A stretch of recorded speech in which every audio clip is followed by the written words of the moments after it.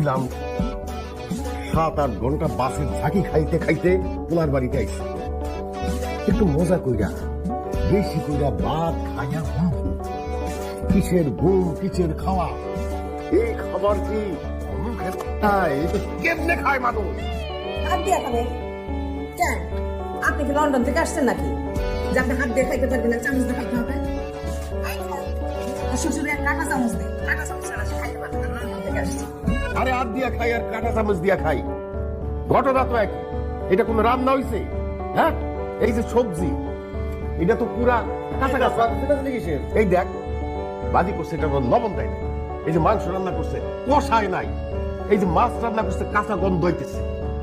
কি বাদ দাও না, খাও না। কি বাদ ইয়াই আপনি তো করতে পারবেন, ওরা দুজন নাকি অফিসে থাকে, আপনি কেমনে খাবেন? হ্যাঁ, যেই দুদিনে ডাকছেন রান্না করার জন্য বিদায় করেন। আমি যে কয়দিন আছি আমি সেই কদিন আপনি রান্না করে খাও। ওই বেটি যদি আমাগো গ্রামের হইতো, জুতা দিয়া পিটাইতে পিটাইতে মুখে সুপকালি মাইকা গ্রাম থেকে বের করে দিত। তুই কি ধরনের বেটি মানুষ হইতো, তুই রান্না করতে পারত না? মজা করতেছে আব্বা, মজা করতেছে। কিসের মজা করতেছে? একটা মানুষকে ছোট করা কি মজা? কি এই আমি মজা করুম কেন? হ্যাঁ, যে বেটি রান্না করছে সে কি আমার বেইন লাগে যে তার সাথে মজা করো? ডাক দেওয়ার থাপড়ে আমি রান্না শিখাই দিই।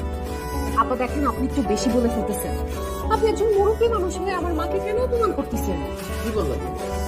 আমি তোমার আম্মারে কেন অপমান করতে যাবো? আমি তো কথা বলতেছি যে বেটি রান্না করতেছে তারে নিয়া, তারে অপমান করবো। আব্বা খাইলে খাও, না খেলে বাদ দাও। চলো আমরা রেস্টুরেন্টে গিয়ে খাবো। আরে থাম, যে বেটি রান্না করছে ওই বেটি ডাক দে, আমাকে ওরে থাপড়াবো।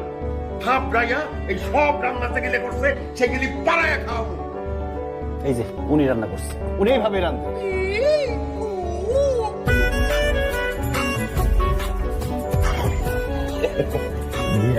আমি বুঝতে পারছিলাম যে এইটা আপনারই রান্না, কিন্তু এই আপনি কিন্তু স্বাস্থ্যবিধি মেনে একেবারে রান্না করেন, জানেন, একদম ডাক্তারদের মতো। এই যে এটার মধ্যে লবণ দেন নাই, লবণ তো স্বাস্থ্যের জন্য খুবই খারাপ। আর এই যে কষান নাই যে, এটা তো এই বিদেশিরা যেমন রান্না করে, মশলা দেয় না, মশলা ছাড়া রান্না করে, ঠিক ঠিক একদম স্বাস্থ্যসম্মত। মাছটা একটু কাঁচা কাঁচা আছে, এটাও ভালো। এটা দেখেন আমি খেয়েছি, খুব মজা।